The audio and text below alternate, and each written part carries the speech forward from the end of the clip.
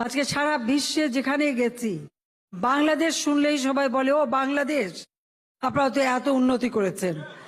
আজকে সারা বিশ্ব স্বীকৃতি দেয়। আর এই চোরের দল, খুনির দল, দুর্নীতিবাজদের দল, এরা কোনো কিছুই ভালো দেখে না, কারণ নিজেরা খেতে পাচ্ছে না, চুরি করতে পারছে না, এটাই হচ্ছে। আর যে টাকা চুরি করে বানিয়েছে সেটাই তো খরচ। তারা আন্দোলন করছে, কই আমরা তো বাধা দিচ্ছি না। আমরা তো কোনোদিন রাস্তায়ও নামতে পারিনি আমার নেতা কর্মীর উপরে যে অত্যাচার করেছে। আমরা তাদের বাধা দিই না, আমরা ঠিক আছে আন্দোলন করো, যত কিছু। তারা লোক আনে, অনেক লোক আনে, আমার খুব ভালো কথা, আরো লোক আনুক। অন্তত পক্ষে একটা কথা তো সত্যি, যত টাকা চুরি চামারি করে রাখছিল আন্দোলনের নামে কিছু টাকা তো বেরোচ্ছে, মানুষের কাছে তো যাচ্ছে, সাধারণ মানুষ তো কিছু পাচ্ছে, তাই না? আমি সেভাবেই বিবেচনা করি।